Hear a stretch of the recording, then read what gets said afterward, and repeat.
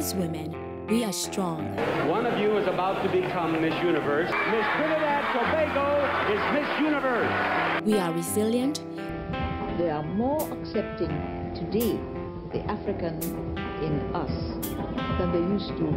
We are nurturing. We are going to call you Calypso Rose, which means rose is the mother of all flowers. We each have a story that can inspire and motivate others. I thank God for every blessing He has given me, especially this year. Every week at the Xanadu Tropical Resort, we chat with some of the most beautiful women who are making an extraordinary contribution to Trinidad and Tobago. They share their journey unscripted and real. This is the Pink Ego.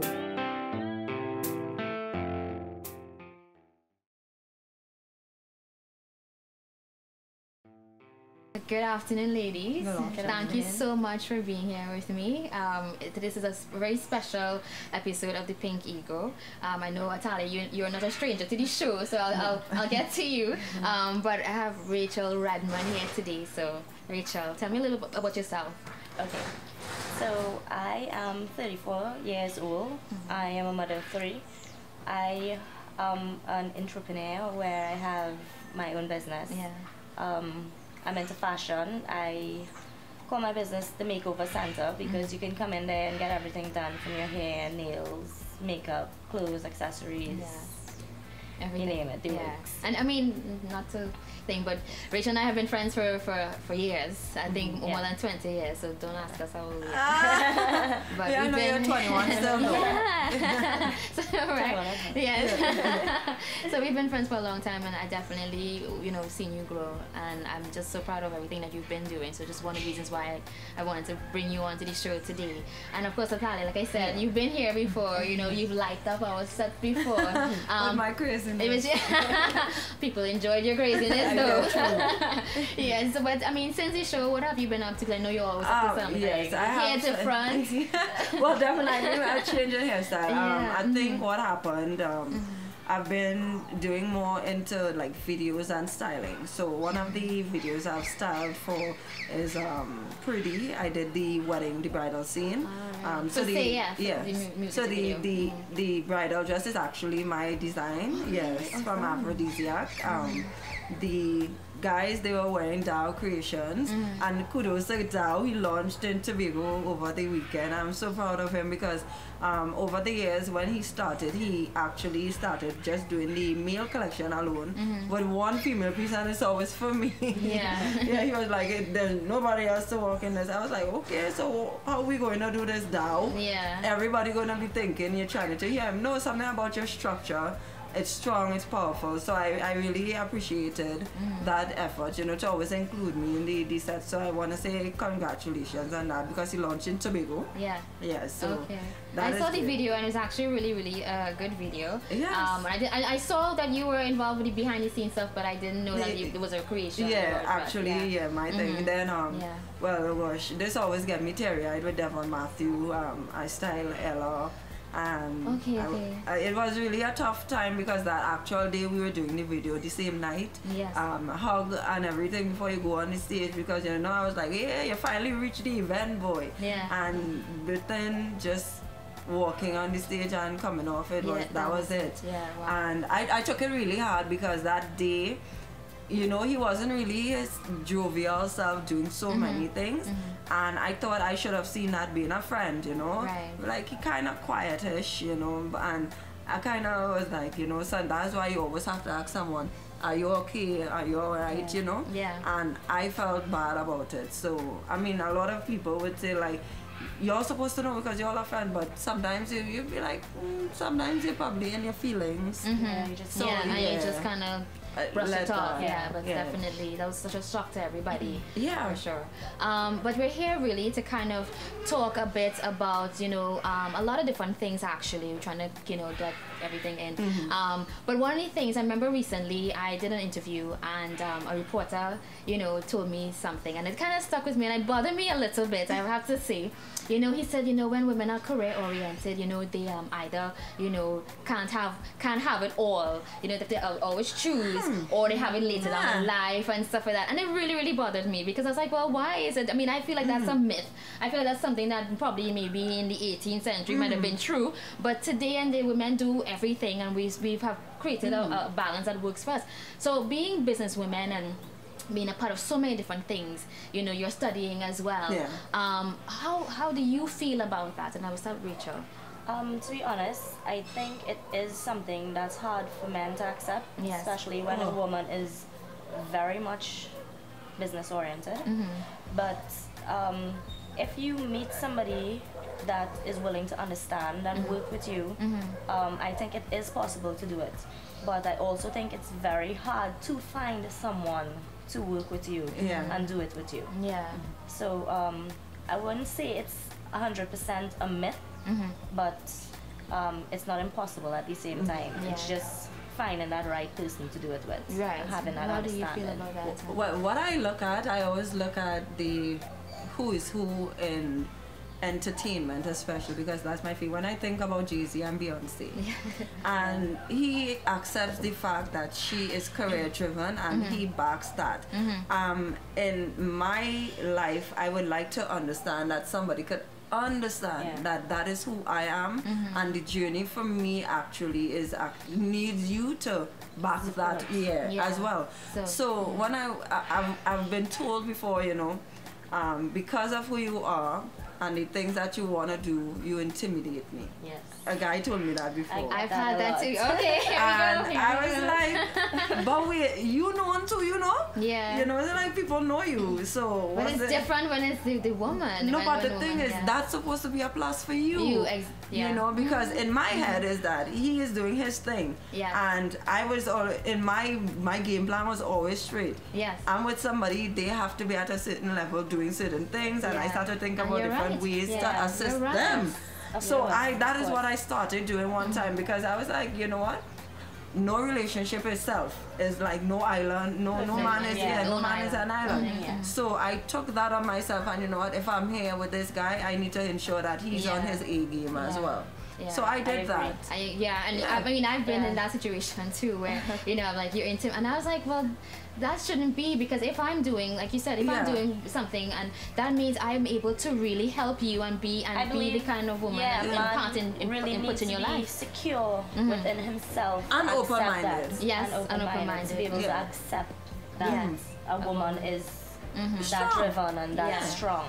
Yeah, because that's the thing. I think that, and I always say this, and I've said it before on previous episodes, a woman have a certain type of strength that men don't have, and they won't understand it. Yeah, and we can lead and we can also support as well. And I think that's how we're able to find the balance of being career driven, probably going to school as well, and still being a mother at the same time, and having a successful relationship. Because I think in everything, well, no, of course, I'm not in a relationship. Right. But it's because of those silly things, you know, the pressure of always wanting you to just be, you know, by your side. But I also have a career that I would like to polish. Yes. Because I'm not there as yet in my head. So I'm still working on that. And then it's like when I'm focusing, it's always the accusation of, you know, so you don't have time for me and you don't this, and I'm like, that's true. Really I had that experience to put yourself out there. Like, especially when it comes to like the industry, fashion and all that, you have to put yourself out there. You have to put your face out there. You have to present yourself in a certain way. And it's very hard for men to accept that their woman is actually putting themselves out there and not home for them their leisure and use alone. I actually, it's so funny as you said that, because the accusations, I've had that before. You know, I've had where, you know, I was involved with someone, and you know, because I probably wasn't as clingy, because I mean I have a life and I have things I'm doing. You know what I mean? Oh, you have someone else and you might be this, and I was shocked, because I'm like, but you're a guy, you're a man. You're like that's my job, if anything. You know what I mean? I mean, really. But you know, we see so many women, not just in entertainment, but even as business owners, probably lawyers and doctors who are doing it, have very long hours and still being able to. But you know, we would think that only the hardcore career-driven women go through this. I think it's a normal thing, everyday life. A lot of women, even the domestic women who are home, they still go through. We've been doing home all day. It's always something to belittle you, so you can feel less than. I don't know what it is. And so too, there are some women, I want to just pick up for the guys.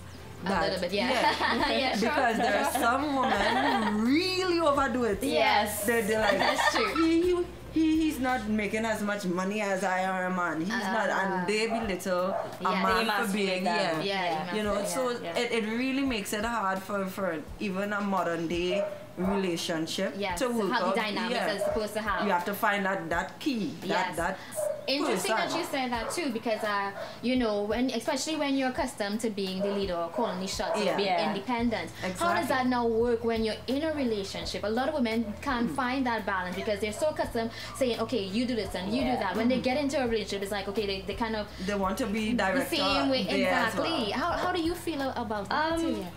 Well, personally, I have been in relationships and found myself in that position. Right. Trying to... to control. Yeah, okay. And, you know, disaster being the outcome. But as time went by and experiences and talking to other women about it, you learn that communication is the key. Right. Like, you have to communicate with your partner. You have to communicate. You have to be open-minded. You have to be honest. Right. And really express how you feel rather than expect them to just know how you feel about something. Yes. So I think it's just a lot of hard work for it to be done. It can be done. How do you feel about that? I just think a lot of people live a masked life. Yeah. A lot of people. What made me understand that is because I'm very open. I voice my opinion. As much as I may be timid inside, a lot of people would think, oh, she's so bold and whatever.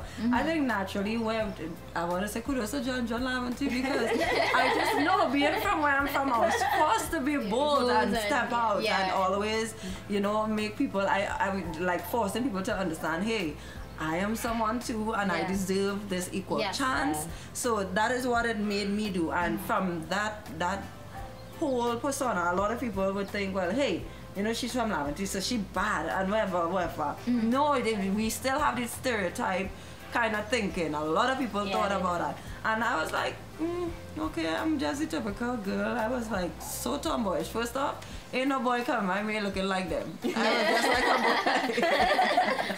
You know? Yeah. I'm like, no, I only, this only got serious when I was late teens, and ain't nothing happened when I was younger. I was kicking ball too. You know, so when you think about your life and how you grew up, and then you understand your background, like my mom and they were strict people. So understanding that she had to be strong, and I looked at how she lived, and I look at my sisters, and they were very still very strong individuals. So it's hard for me. So in a sense, all the force is on me. So now it's like everyone is watching. It's what you know. Watching me like, she didn't even have a child as yet. She would never have a child. I'm like, I go in my feelings about that in particular, because I'm like, you know what? Everybody is growing, enjoying life, and then they enjoy the full-fledged relationship. Like my sisters have beautiful relationship, my brother as well, and I'm just there. Everybody's looking at me, and then they were like, oh, you're too hard on yourself. It's not really too hard on myself. The thing is, I believe if somebody needs to get in my space, you need to be as dedicated as I am to be in my space.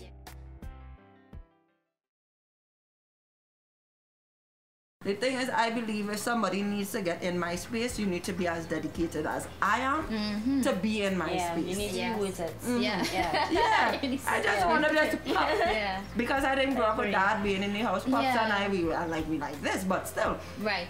He wasn't in the house with me, and it kind of scares me to just pop and just have a child with a guy, and oops, he just goes. And you know how you felt not having him around, so you don't want that for your kids as well. I mean, I understand that too, because it's the same thing for me. You understand? But I think, you know, as you said, you know, sometimes even a woman's strength, you know, men see it as you said, intimidating, because they make excuses or justification for not wanting to be part of that, because they themselves can't really handle that stress without their dad in the house as well. So a lot of them don't know that how to guidance. and understand a woman's strength is actually it's actually a good thing for him.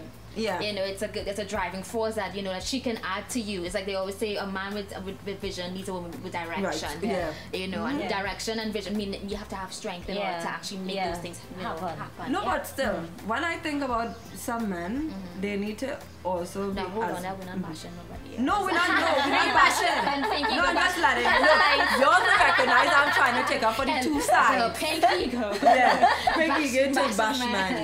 No, what it is, I'm trying to be the level setter because when I think about some men is that they really want to do more, but some women just close the door, and they close the door because of past relationships, past experiences. Yes. So I'm picking up for you guys. Because it's true. Some women do make it very hard for some men. And because of what they experience, so they come to a point where they're just wary and they just don't want to. Or scared too. Or scared. Not don't want to because I'm at a point that I want to. I'm terrified of the procedure because it's like if I love hard. Yeah. And it's not like half stepping or no, because the thing is, if I want you in my space and I put you in my space, guess what? Hey, you're in the space. Do something with the space. Yeah. But then when you get in the space, I feel like I have to call. Hey, you're good. You're good. You're good. Hey, do you see when that feel like I'm bugging you? It even reaches the point where I say, hey, sorry if I'm bothering you, because I understand you start to feel weird about yourself. So I just reach a point where okay, cool, I just don't mess with it. And it just falls off. Again, the thing is, we're kind of.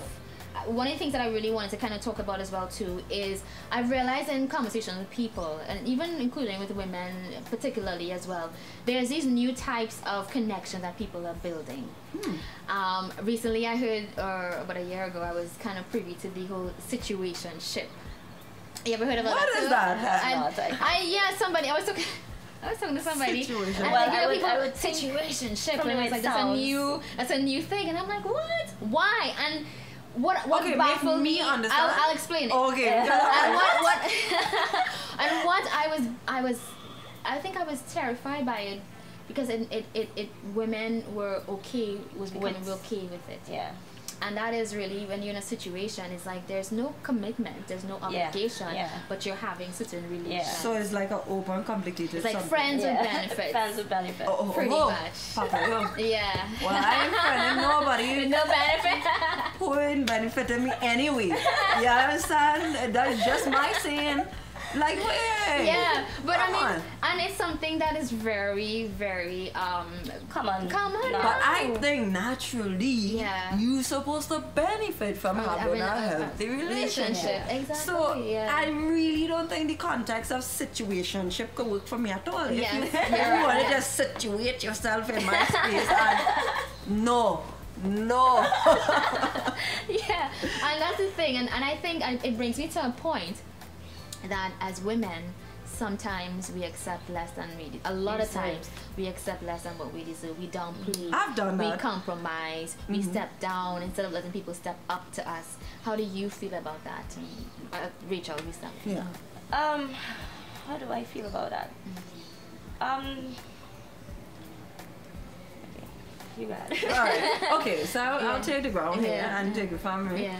I mean, I've done that, understanding that people will look at me being former Miss World Trinidad and Tobago and think, well, hey, she has everything and I have no chance to be with her and whatever.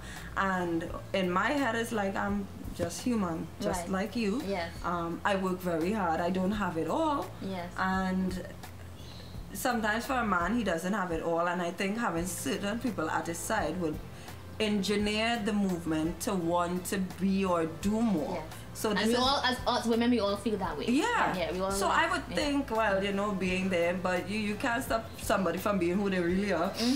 Yes, and potential doesn't mean actually you're going to achieve something. That's different from actually being. It's just like me sending a girl up to a competition, and it's like I keep telling them, hey, I cannot want this for you. You have to want it for yourself. and that's the thing, like, you know, I feel like, as you said, you know, women, we tend to just accept because we have this hope that, okay, we can make it better, we could change, we could change it, we could change him even. So that we begin never tried to do. So we kind of compromise and stuff and say, well, you know, he have this and he have that and we have, but he doesn't have this, but it's okay because he have this, and we start excusing and justifying, and then next thing you know, we're in something and we're accepting less than half of what we deserve, you know. You wanna what it is we bargain for. Well, I have been kind of in relationships before where I always expect the man to step up to me. But I have also realized that men, strange enough, have feelings as well. So strange enough. They kind of sometimes appreciate when a woman kind of step up to them. So, you know, I think if they're playing their part right, there's nothing wrong with catering to your man. Right. But that's different. Catering to someone rather than compromising. It's two different things. I mean, I believe nobody is perfect, but somebody's personality could overcome other things that they have, like, you know. So you as an individual, you really have to know what could work for you, and think about the long run. What would be okay in 10 years to come? Can you handle this in 10 years? But I think based on what I see now, a lot of relationships become a selfish pattern. Everybody becomes all about self, just about marketing. You, he is here, you are there, and nobody is understanding. They still need to connect. And then it even becomes selfish in the sense of family time. Because woman now becomes the career-driven individual. She's doing so many things or whatever. But as man, if you know you have a little bit less to do, pick up what's going on in the house. You know, it will help. You know, because as a woman, naturally, even though you come home, let's say 12 o'clock, you're still going to be like, oh God, let me see what you're at 9 on the bed. They would check the kitchen. You know, you would naturally do things. Like, you know, the man is working, the woman is working. You come home, you go to the kitchen together and you prepare dinner, rather than, you know, the woman is doing everything and the man just there cook up, probably playing games or watching TV. Oh, don't remind me about it. I mean, big men into this game with a gamer. Jesus, I've had the experience. I've done the athlete and the entertainer, those types. No, well, I never knew it was a gamer until I was there. I didn't understand what it meant until I was in the connection. Because they're more connected to the game than like how serious. Listen, it was ridiculous. It was like every time I was like, hold on, 2 seconds, Samuel, 2 seconds. 2 seconds became like 5 minutes. 5 minutes became an hour. It's like, I have to go. I mean, it's really interesting, and I think that even though we're in an age where, you know, where communication should be easier, you know, it has become harder to make real connections and then maintain those connections. But what is the driving force for naturally just communicating? For me, the driving force for me is the understanding that if we need to work, we need to communicate. That's the thing that we would discuss today in terms of validation. You see, I think a lot of times, you know, even as women, you know, we tend to crave validation, and we're still doing it, because I think we're still making that transition. And sometimes even just in general, you know, you're looking for that person to say, oh, you look good today, and you look good, you know, as opposed to just walking down the street and looking yourself in the mirror and saying, you know what, I look good. So whether this person say yes or no or whatever, naturally I would be like, I would want to wear this and put it together, and I'd be like, I feel good about my outfit today. You know, I wouldn't wait for any validation. It's always great that when you enter the room, they say, oh, I love what you have. I'm like, okay, my day is done. Because you have some days that you will put something on and not feel so nice in it. And then the same outfit you'll put on a few days and feel fabulous. Extra.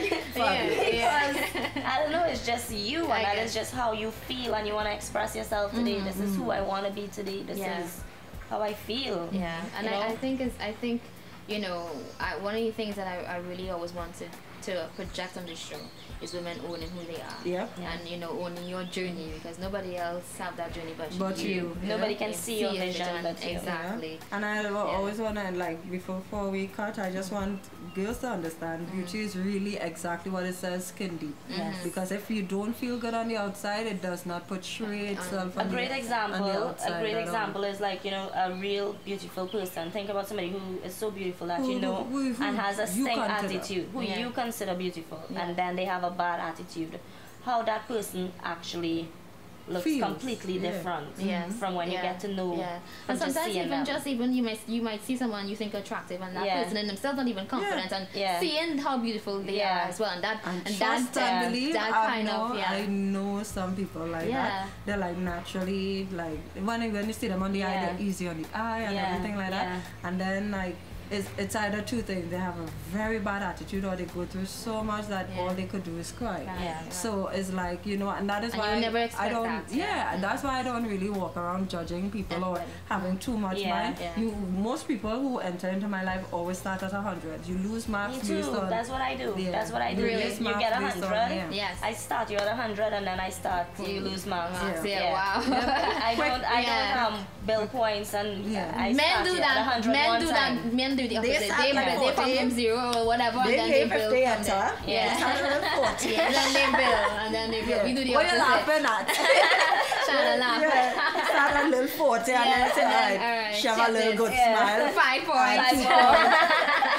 She has some nice toes. Let me see what she kitchen look like.